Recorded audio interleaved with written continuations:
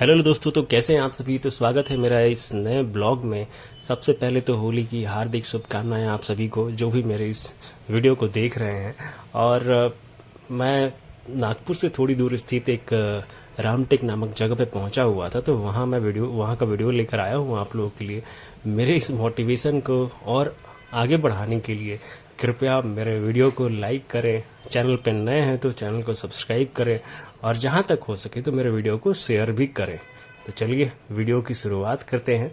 Actually Holi से ठीक एक दिन पहले का ये मेरा प्रोग्राम बना, क्योंकि मैं जानता था कि होली वाले दिन तो ट्रांसपोर्ट चलने वाला है नहीं। तो मैं अपना प्लान बहुत दिनों से कर रहा था कि रामटेक जाना है, मुझे रामटेक जाना है। बहुत बार मैंने सुना था कि अपने वनवास के 4 महीने जो है श्री राम जी ने यहाँ गुजारे थे, तो मैंने कहा इस जगह को ज़रूर एक्सप्लोर करना चाहिए। तो मैं निकलता हूँ अपने आवास स्थल से और पहुँच जाता हूँ नगर के बस डिपो में। जी हाँ, बस तो मिल जाती है मुझे अच्छी खासी, लेकिन बहुत ही भीड़ भाड़ थी। खैर, भीड़ भाड़ मेरे लिए मायने नहीं रखती है, और बस जो है निकलती है और मैं यहाँ पे क्रॉस कर रहा था भारत के जियोग्राफिकल सेंटर 0 माइल को। जी हाँ, ये वही पत्थर है। जिन्होंने मेरे लास्ट वीडियो को देखा होगा उनको मैंने बताया था कि नागपुर को जियोग्राफिकल सेंटर ऑफ इंडिया क्यों कहते हैं, क्योंकि अक्षांशीय और देशांतरीय विस्तार में जो बिंदु पड़ता है वो यही जगह पड़ती है। और रास्ते में हमारी गाड़ी कहीं पे रुक गई थी, क्योंकि यहाँ से कॉन्वॉय पास हो रहा था माननीय श्री नितिन गडकरी जी का, और मैं यहाँ से एक नदी क्रॉस कर रहा हूँ, और ये नदी थी शायद कान्हा नदी, ऐसा ही कुछ था। एग्जैक्टली मुझे याद नहीं है। बस करीबन 50 मिनट का जर्नी रहा था मेरा, 50 से 1 घंटे के आसपास।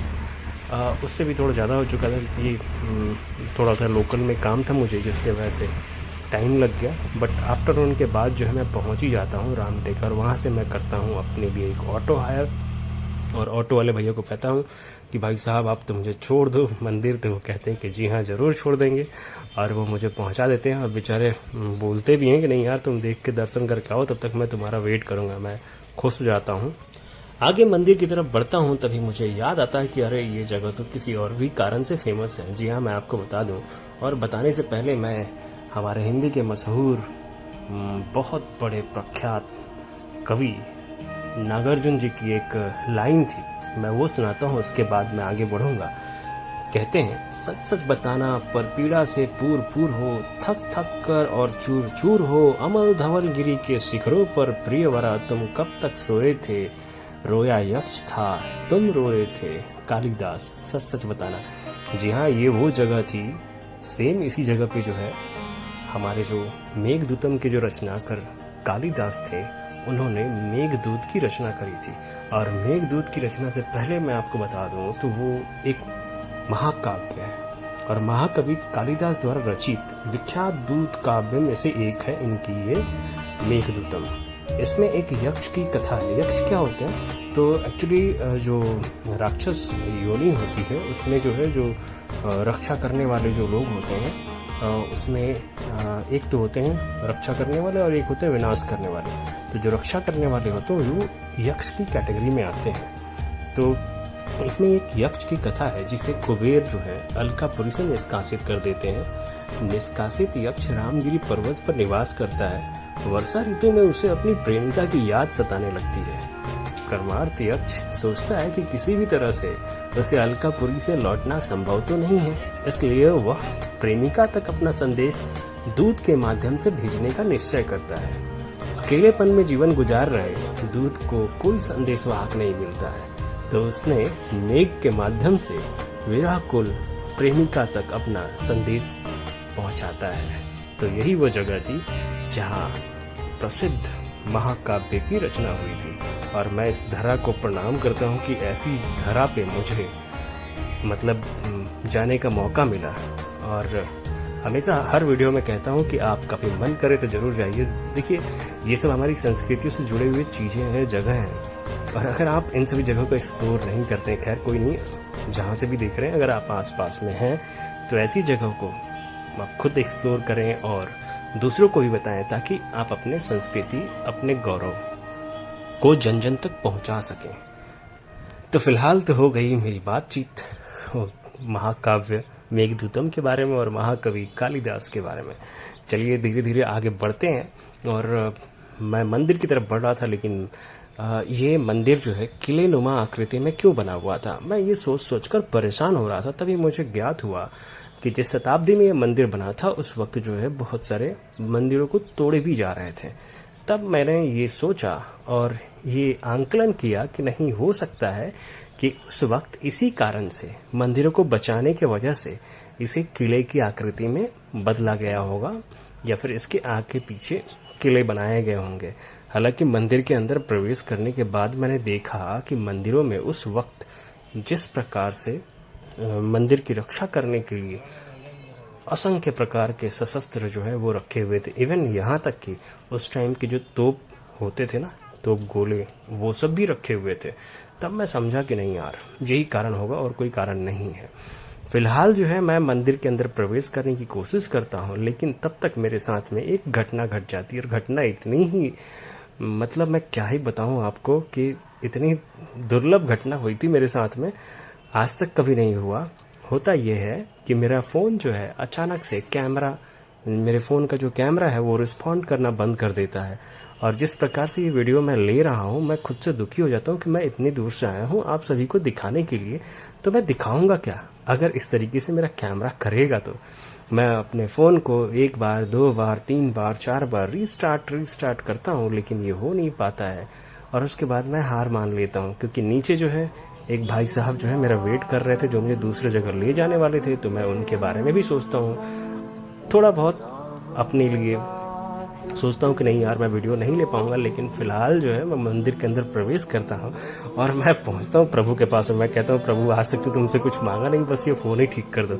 हाँ, ऐसा होता है मेरे साथ, मैं मंदिर में कुछ मांगता नहीं हूँ। प्रभु ने दिया है मुझे भाई, इतना अच्छा खासा शरीर दिया है, इतना अच्छा दिमाग दिया है, अच्छे फैमिली वाले लोग दिए हैं, अच्छा सारा मेरा जो भी जहान है, दुनिया है, वो सब दिया है। तो मुझे मांगने की ज़रूरत है क्या?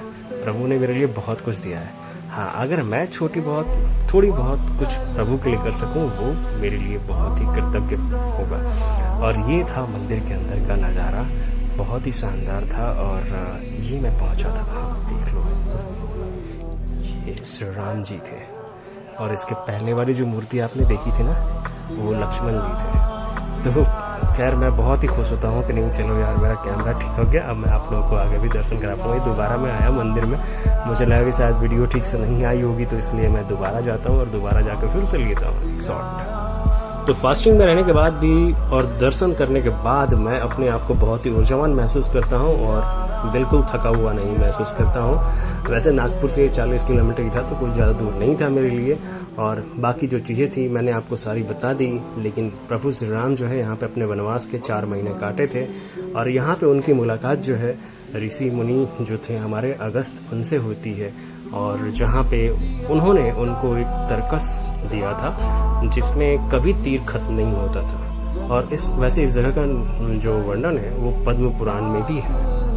तो धीरे धीरे मैं बढ़ता हूँ ऋषि अगस्त के आश्रम की तरफ। जी हाँ, वैसे तो वैदिक ऋषि मुनि जो ऋषि अगस्त थे, उनके जो बड़े भाई थे उनका नाम ऋषि वशिष्ठ था। इनका जन्म वाराणसी में हुआ था ऐसा माना जाता है। और इनका विवाह जो है विदर्भ की राजकुमारी, ऐसा माना जाता है कि जो इनके कमंडल की धारा से ही उतरी थी, उनके साथ ही हुआ था। महर्षि अगस्त राजा दशरथ के राजगुरु भी थे। तो फिलहाल मैं अंदर की तरफ बढ़ता हूँ और एक अलग ही अलौकिक प्रकार का अंदर का जो माहौल था मुझे मिला। और ये मूर्ति जो आप देख रहे हैं, ये मूर्ति इंडिया में नहीं है, ये मूर्ति जो है इंडोनेशिया के जावा में एक प्रम्बम नाम का संग्रहालय है, उसमें रखा हुआ है। आप सोच रहे हैं आपकी संस्कृतियाँ, आपकी धरोहर, आपकी जो भी इतिहास है, वो सब दुनिया के किन किन कोने पे फैले हुए हैं। तो क्यों नहीं गर्व करेंगे आप अपने संस्कृति और अपनी धरोहरों के ऊपर। तो फिलहाल जो है अगस्त मुनि के दर्शन हो जाते हैं और मैं ऊर्जा से पूरा लवरेज एकदम भरा हुआ यहाँ से धीरे धीरे करके जो है निकलने का प्रयास करता हूँ। और बहुत ही मतलब एक अविस्मरणीय जो है मेरे लिए ये मेरी यात्रा बन गई थी। क्योंकि एक तो ऐसा मंदिर जो मैंने आज तक देखा नहीं था, जो किले के अंदर हो, और किला भी बहुत ही रहस्यमयी। इसमें एक बावड़ी है जो आगे मैं आपको दिखाऊंगा। ऐसा माना जाता है कि बारिश हो या सूखा पड़े, इसका जल स्तर जो है ना अभी भी जिस स्तर पे है उसी स्तर पे रहेगा, वो कभी कम होगा ही नहीं। अधिक हो सकता है लेकिन कम नहीं होगा। तो यहाँ के बाद मैं अपने अगले पड़ाव की तरफ चल बढ़ता हूँ। जी हाँ, मैं जा रहा था एक जैन मंदिर, बहुत ही प्राचीन काल। जी हाँ, लगभग 400 वर्ष पूर्व जब भोसले के जो शासक थे, जो ये विदर्भ क्षेत्र में राज करते थे, तभी भ्रमण के लिए आए तत्कालिक राजा जैनों के बारे में जानते हैं कि रात्रि भोज का त्याग करना, पानी छान कर पीना, नित्य देव दर्शन करना, ये सब जानकर उन्हें बहुत ही अद्भुत महसूस होता है। तो वो इस स्थान पर जैनों के जो 20वें तीर्थंकर मुनि सुव्रत नाथ जी थे, वो यहाँ पे पहले से ही थे। तो यहाँ मंदिर अवश्य होगा ऐसा वो कहते हैं, लेकिन ऐसा मिलता नहीं है। तो उन्होंने आदेश दिया कि आप जाके अनुसंधान करो, कि खोज करो कि भाई ऐसा कुछ मंदिर वगैरह है कि यहाँ पे या नहीं है।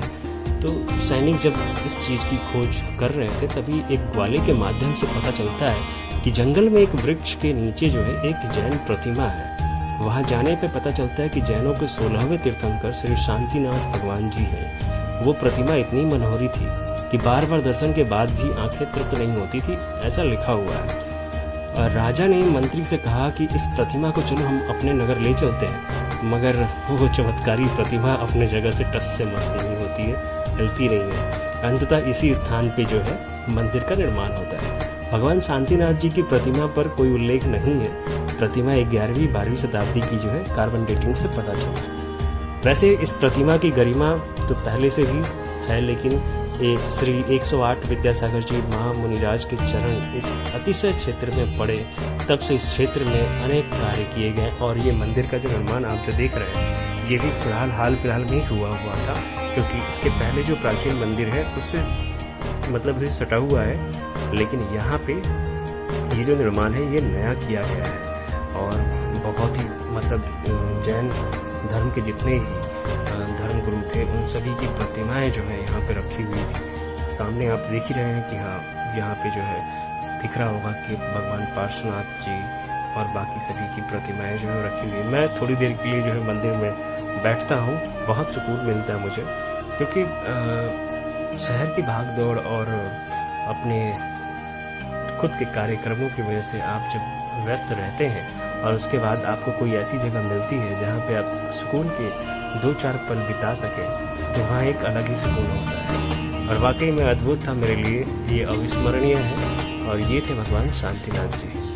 जी हाँ, तो चलिए दर्शन तो मैं कर ही लेता हूँ, और दर्शन करने के बाद फिलहाल मैं निकलता हूँ यहाँ से। लेकिन ये वो प्रतिमा नहीं थी, ये छोटी वाली जो प्रतिमा है ना, शायद ये वाली थी जो बाद में मिलती है।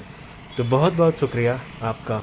आपकी लाइक्स मेरे लिए मोटिवेशन का काम करते हैं, तो कृपया आप वीडियो को लाइक ज़रूर करें, और अच्छा लगे तो सब्सक्राइब और शेयर ज़रूर करें। बहुत बहुत धन्यवाद। चलिए अगली वीडियो में मुलाकात होती है।